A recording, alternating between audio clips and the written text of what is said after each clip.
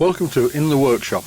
This is all about steaming my Stuart Victoria steam plant, and this time I'm steaming it inside the workshop because, as per usual, it's raining outside. In this clip I'm connecting a suitable gas canister to the valve, and I think it's time to test the burner. This is the burner, which mounts on a heavy base and it just sits on the main bed plate. The burner itself is a modified max steam burner. I made a video series about this engine a while back where I go into great detail about the engine and its components.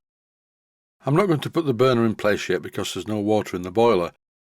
I'll need to do something about that, and the hand pump doesn't work. The engine hasn't been run for quite a while, and what normally happens is that the balls in the ball valve of the hand pumps and things like that tend to stick. Usually if you can get some water into the hand pump pipe, it will generally free off, but not always. Sometimes you have to dismantle the pump and clean the ball seatings.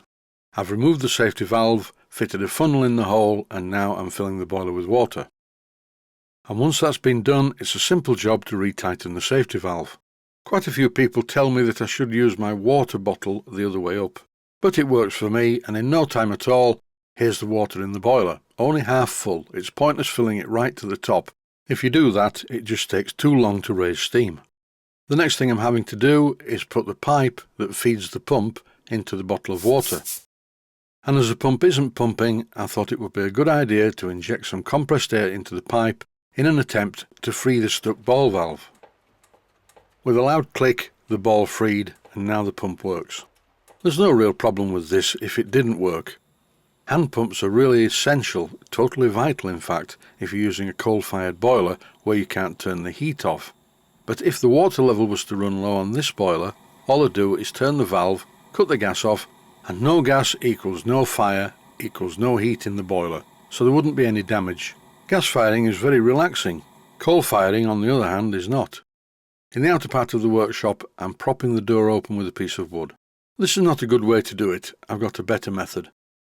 Here's a piece of silicone rubber tubing. It's the same stuff I use for holding things in the acid bath. I'm using this piece to hold the door open. The usual routine: whilst raising steam, oil the engine.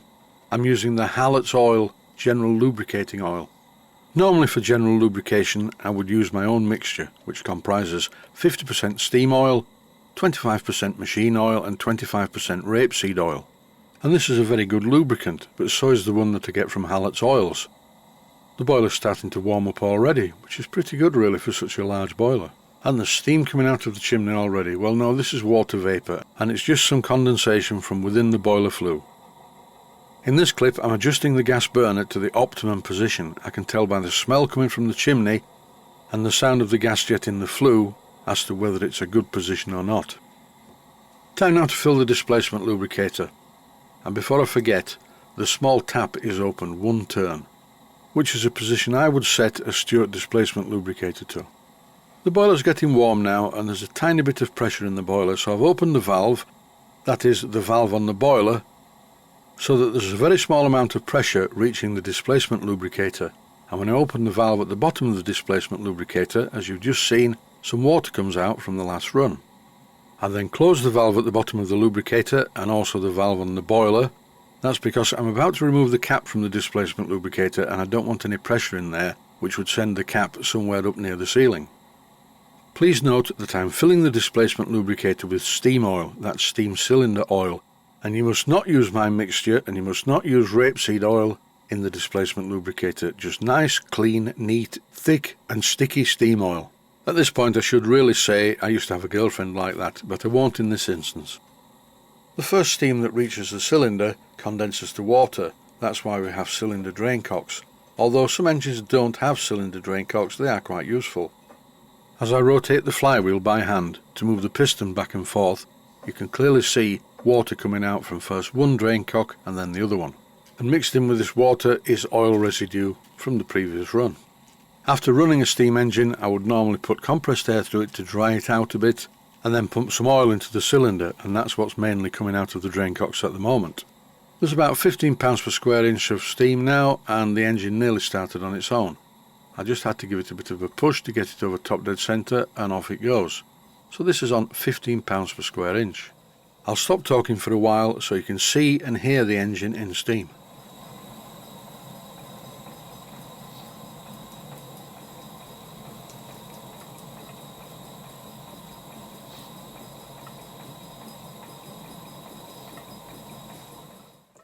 As you can see by the pressure gauge, there's not very much pressure at all.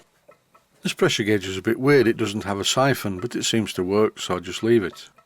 A pressure gauge siphon is a loop of copper tubing, and the idea is it fills with condensate and therefore steam does not touch the internal workings of the pressure gauge. What I'm doing at the moment is draining the condenser. I have a pipe from the condenser's outlet into a plastic tub. There isn't much condensate in the condenser yet, so I'll close the valve and open it later. Is the hand pump working? Well, sort of. It doesn't feel all that good, but then again it never did on this engine. But I have half a glass of water, which should be fine for a considerable time because the engine doesn't use much steam. A quick health and safety notice: I always have a carbon monoxide alarm in the workshop. And it's interesting to note that from my experience, quite a lot of commercially produced gas-fired boiler plants will set off the alarm.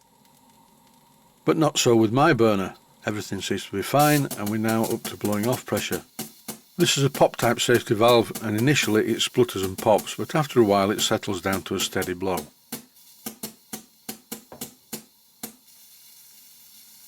I initially set this safety valve to blow off at 80 pounds per square inch, and really 80 pounds per square inch is miles too much for a Stuart Victoria, which, as you've seen previously, will happily run at a much lower pressure than this.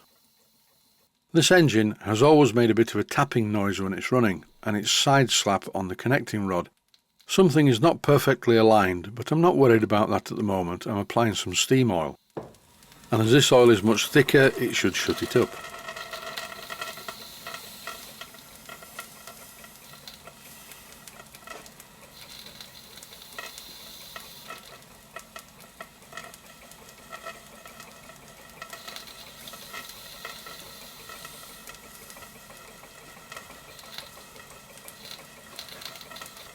This engine has a really well made boiler feed pump attached to the crankshaft, and there's no bypass valve, it's preset, but it always seems to just put enough water into the boiler to keep everything constant. As the steam oil that I applied is starting to dissipate and spin off the parts, the click returns.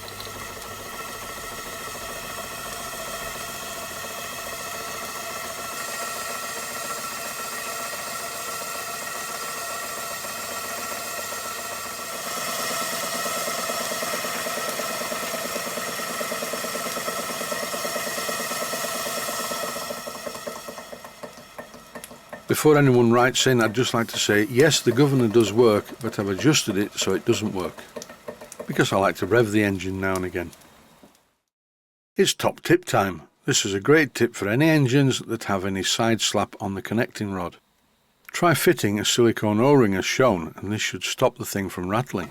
Alternatively, you could slightly slacken off the bolts that hold the plumber blocks, which are for the crankshaft bearing, down onto the bed plate, and then very carefully move the position of the crankshaft and see if it stops, and when it stops, retighten the bearings. The O-ring has definitely made the engine run quieter, but it's not a permanent fix. I'll probably make an episode about how to fix it properly, but not just yet. I'm still far too busy working on the house and the studio and the workshop. Time now for a bit of slow motion. And to the viewer who commented that he didn't like the slow motion because it wasn't good enough quality, I'm really sorry about that. My camera only goes up to what's called 50p, and for a high-speed camera I don't have the funds. I could probably buy one if I had more Patreon supporters, but for now, with the equipment that I own, this is the best slow motion I can possibly get. I'm just going to leave it running just so you can clearly see and hear a model steam engine in steam. That's it for this episode. Thanks for watching, and I hope you found it useful.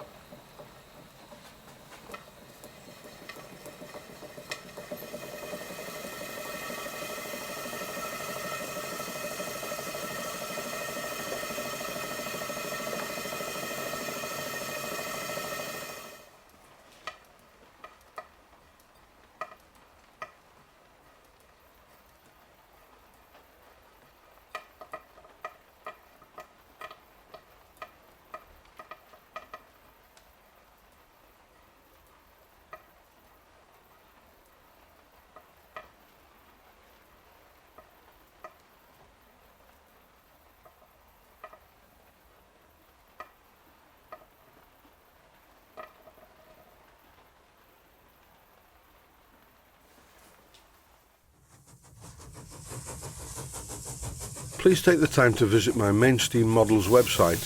Click on the section of the website that says Video Playlists. And by doing that, you will find it very easy to find other videos that you may like to watch.